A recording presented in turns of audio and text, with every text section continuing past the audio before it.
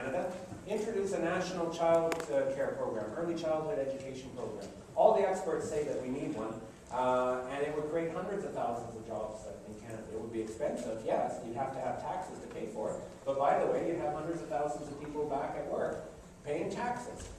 So that's the kind of stimulus that we need. We need to have some care given to the victims of the slowdown. Our employment insurance system is insane. After all the cutbacks today, less than half of unemployed Canadians get any EI benefits at all. What is the point of a safety net that over half of the people who need it fall right through it? That's outrageous. Support for key industries like our manufacturing sector. Our pensions are going to be a huge source of problem for us in the coming years. We need to protect them. I think there's a more fundamental demand that we can put forward in terms of how the economy works. Instead of obsessing on the financial sector and the stock market updates and buying and selling pieces of paper, it's people who actually work and actually produce who make the world go round economically. And if we put our emphasis back there, instead of doing what the financial traders think is important, and did more of that work aimed at meeting needs, that's what the economy is supposed to be about at the beginning, then I think we could get to a better place. That is what keeps me going and hopeful. The Prozac I take with my orange juice every morning also keeps me going. Good, we've got to vote for the Prozac department here. And with that, I will thank you very much for your attention.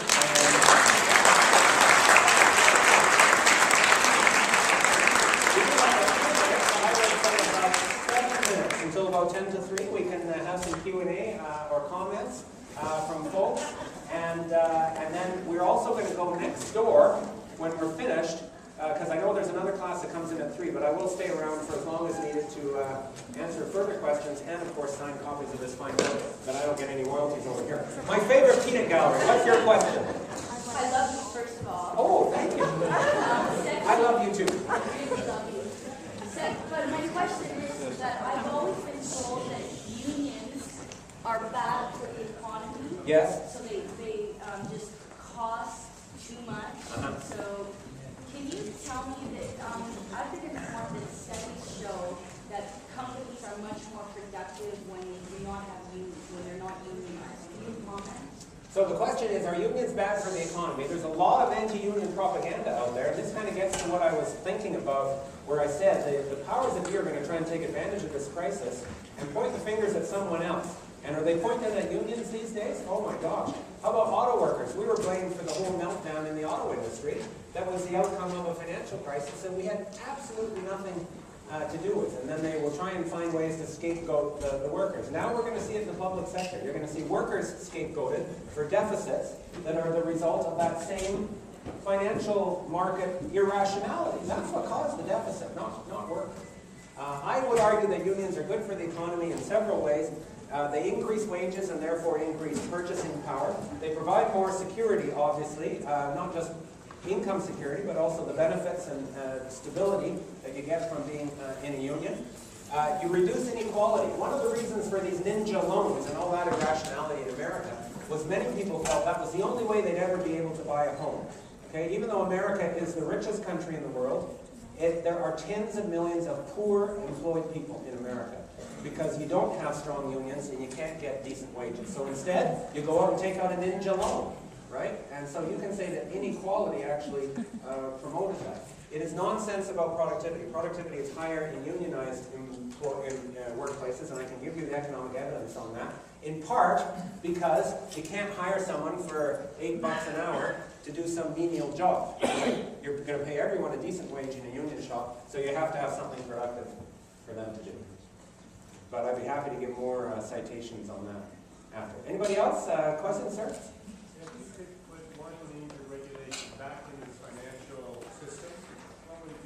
So the question was, what regulations? I said we should re-regulate the financial system. What would they be? I wouldn't do one. I'd do about 3 or 4 of them. One of them is I would absolutely require to use your own money when you're gambling on financial derivatives or other stocks. I would absolutely eliminate the ability to use margin trading or very leveraged bets when you're doing something unproductive. It's one thing to borrow money and go out and make a capital investment. because then you're going to have some productivity to pay back the loan. It's another thing to borrow money and go and play the markets, because then if you lose on the markets, as you inevitably will, you've got nothing. So I would do that. I would require banks and other financial institutions to increase their capital reserves that they have on hand at any point in time to guard against downturns as they happen.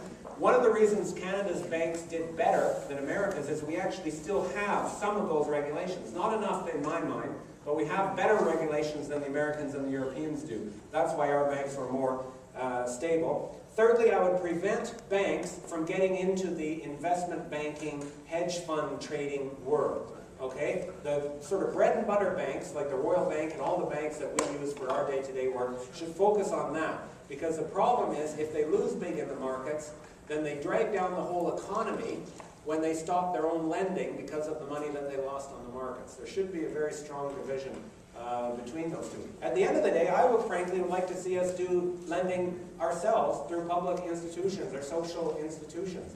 We have taken an essential function, which is called credit creation, which we need for our economy, and given it over to private banks with very little accountability. We could use our own banking system, public banks like the Bank of Canada or Export Development or Business Development Bank or even credit unions, to provide credit for things that are actually useful rather than playing the markets. Just a quick one on top of that. When I see things on bank profits, it makes my blood boil. Yeah.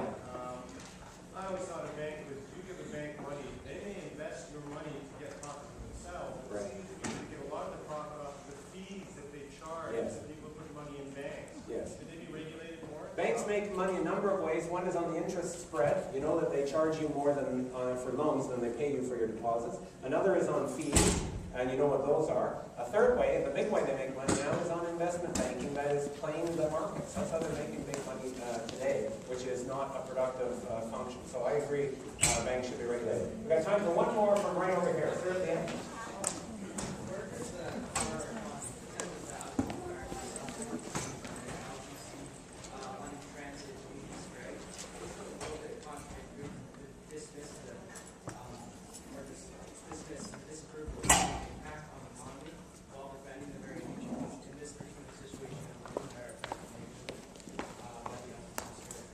Okay, so the question was about the transit strike here in London, and how many people, including a lot of students, obviously, that are inconvenienced by that.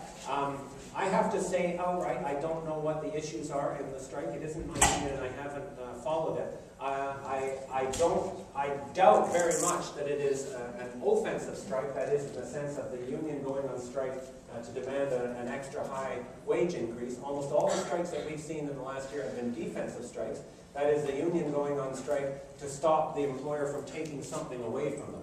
So in that case, I say the blame is absolutely with the employer for trying to take advantage of the recession to go and grab stuff back that the workers have had for years. Of course, the London City Council, the London City Government is going to be in a deficit situation, like every other government in Canada. And the easiest thing for them to do would be to go to their workforce and say, give me back 10% or 5% or give me back something to help me with the deficit. But it's up to the unions in that case to stand their ground and say, no, we didn't cause this deficit. Me cutting my wages isn't going to solve this deficit. And it's certainly not going to solve the financial crisis that caused the problem. So without knowing the details of what the strike was, if it's anything like the other strikes, like the civic workers strike in Toronto and all the other strikes that we've seen in the last year, it's the employer's aggression, not the union's greed, that's probably behind this one. I think I have to cut it off there, Amanda, but I'll be glad to hang out next door until anyone who has a question is What about the satisfied. acronym?